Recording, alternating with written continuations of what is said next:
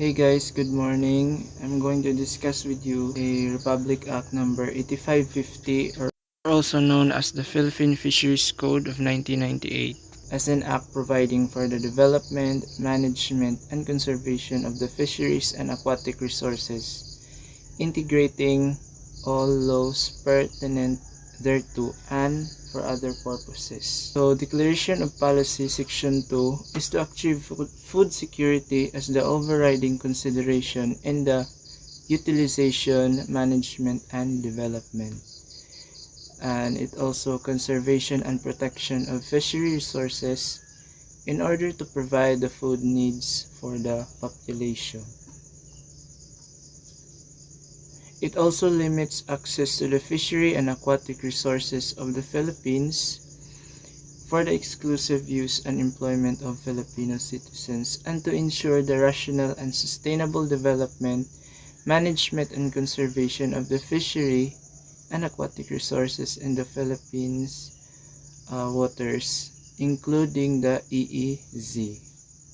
It also protects the right of fisher folk, especially for our local communities, with priority to municipal fisher folk and preferential use of the municipal waters. It also provides support for the fishery sector, primarily to the municipal fisher folk, including women and youth sectors, through appropriate technology and research, adequate financial production, construction of post-harvest facilities. So this act is also providing support for the youth, for the fishery sectors, especially to the youth. It also managed fishery and aquatic resources in a manner consistent with the concept of integrated coastal area management for fishery management areas, and to grant the private sector of the privilege to utilize fishery resources under the basic concept that the grantee, licensee, or permittee shall not only be a privileged beneficiary of the state but also an active participant. It will be given to the privileged beneficiaries should also the participant or the grantees also an active. If dili sila active, then it would be useless. Objectives of this fishery sector: conservation, protection, sustained management of the country's fishery and aquatic resources. So first and foremost, conservation of of uh, um,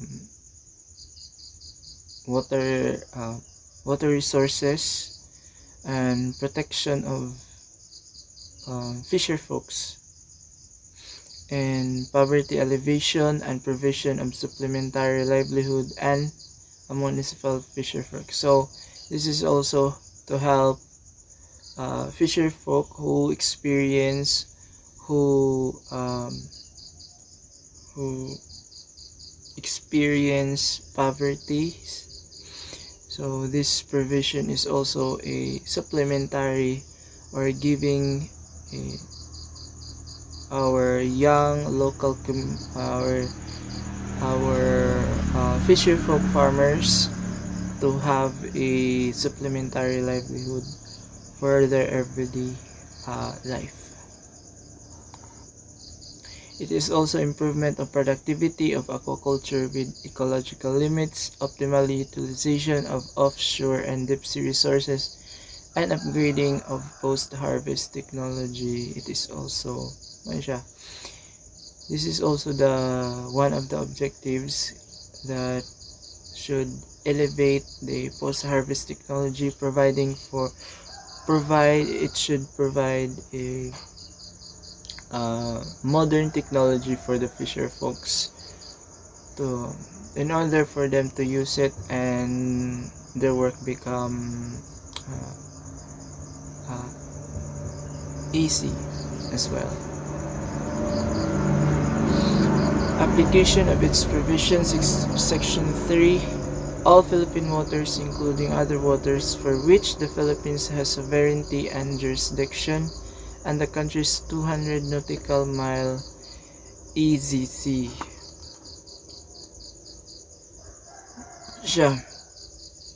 Section 3, application of its provision. All aquatic and fishery resources, whether inland, coastal, or offshore fishing areas, not limited to fish ponds, pens, or cages, and all lands devoted to aquaculture, businesses, and activities relating to fishery, whether private or public lands. Access to fishery resources.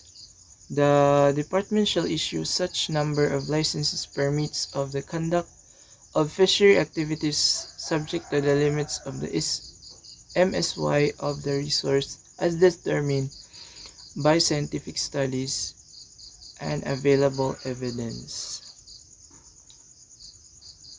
Section 8, catch ceiling limitations. The Secretary prescribed limitations or quota of the total quantity of fish captured or a specified period of time and specified based on the best available evidence. So this section is to limit the total quantity of fish captured, and it's because if too much siya, di na pud siya maayo. Manay giingon nga it should be balanced. Sakto-sakto lang.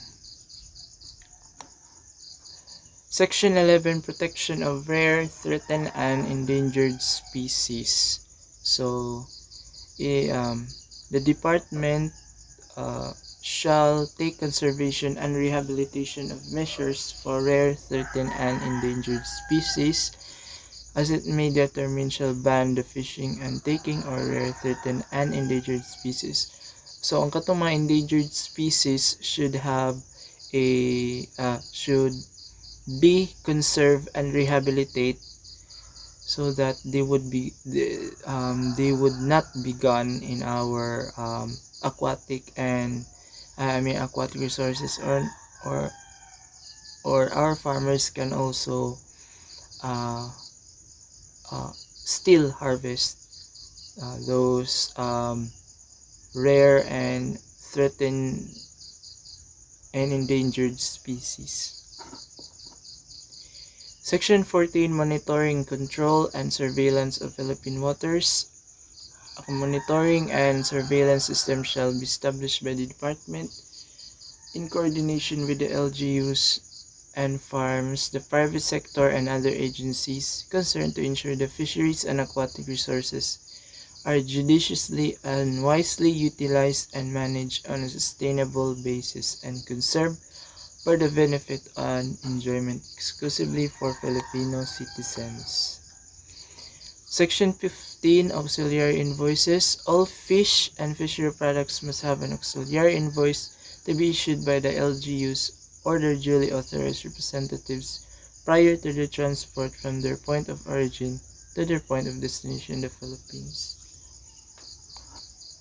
Section 16, jurisdiction of municipal or city governments. LGUs shall also enforce all fishery laws, rules, and regulations, as well as valid fishery ordinances enacted by the municipal, city, or council. So the LGUs should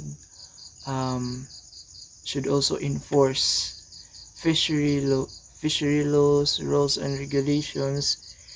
Kay kung sa ilang nahiwiran dira nga sa ilang community, sila mag-start og enforce og mga laws and regulations in order for that nga ma-reserve and ma-conserve and ma-rehabilitate ang atong aquatic resources for our fisher folks farmers. Salient provisions. Section 22, demarcated fishery right. The LGU concerned shall grant demarcated fishery rights to fishery organization cooperatives for mariculture operation in specific areas. identified by the government. So Section 13, limited entry into overfish areas. LGU shall prohibited or limit fishery activities in said waters. Ito siya. In Section 14, support the municipal fisherfolk. The Department and LGUs shall provide support to municipal fisherfolk through appropriate technology and research, credit, production and marketing assistance, and others. So, ang Department of Agriculture and also the LGUs should also give in appropriate technology, research and credit and production and marketing assistance for the fisherfolk farmers. Section 25, Rights and Privileges of Fisher Workers. The fisher workers shall be entitled to the privileges accorded to other workers under the Labor Code, Social Security, SSS, and other benefits. So atong mga fish workers or atong mga fisher folks should have entitled privileges or tagaan sila og mga privileges like Labor Code, SSS, GSIS, and other benefits for them to help them. Section 34, Incentives. At least 10% of the credit and guarantee funds of government financial institutions shall be made available for post-harvest and marketing projects, the purpose of enhancing fisherfolk competitiveness. Section 45, Disposition of the public lands for purposes. Upon effectivity of this code, FLA may be issued for public lands that may be declared available for fish land development primary to qualified fisher folk. So katong mga land nga marag wala nang gigamit is or public land nga wala na nagamit, so kanisya it should be given to the qualified fisherfolk cooperatives or associations for local communities, like para they could find job and they could start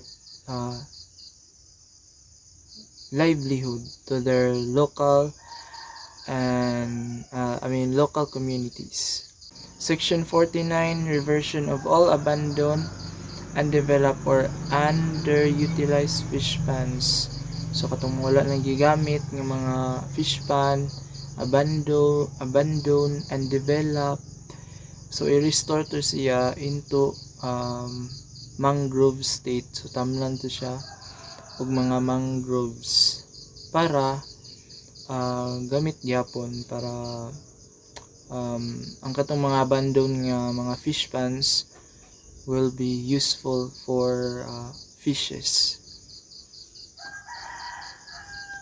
Section 51, License to operate fish pens, fish cages, fish traps, and other structures for culture of fish.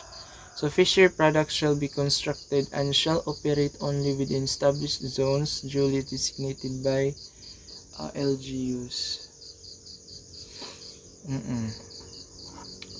Section 54, Insurance for the fish ponds, fish cages, and fish pens. So inland fish ponds, fish cages, and fish pens shall be covered under the insurance program of the Philippine Crop Insurance Corporation. So nindot ginag na insurance, no? For the fish cages and fish pens and other fish ponds and other inland fish ponds. Section 68, Development of Fisheries and Aquatic Resources in Municipal Waters and Bays. Fisherfolk under organization residing with the geographical jurisdiction of the barangays, municipalities, or cities concerned, LGUs shall develop fishery or aquatic resources. Section 84, Research and Development Objectives. So, to raise the income of the fisherfolk and to elevate the Philippines among the top 5 of the world ranking in fish productions. So So, research and development objectives gyud no. Ang kaning app will also give research and development para fisher folks and also to elevate Philippines world ranking fish production scan, because the Philippines is also one of the country who export fish products. Section 84 research and development objectives, continuation ni siya, to make the country's fishing industry in high seas competitive, to conduct social research on fisherfolk families for a better understanding for their condition and needs. Penal provision gyapon. Section 87 poaching in Philippine waters. Violation of this act shall be punished by a fine of $100,000 US dollars, in addition in confiscation of each catch and fishing equipment and vessels. Fishing through explosives, noxious or poisonous substance, and electricity.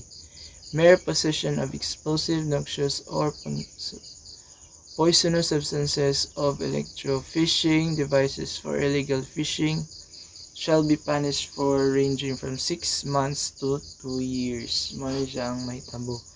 For those people or fishermen that engage possession of explosive or poisonous substance nga ilang ginagamit for fishing purposes.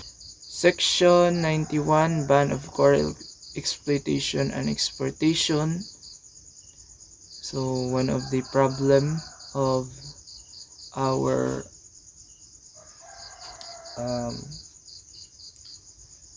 marine resources is for those people who exploit and exports our corals.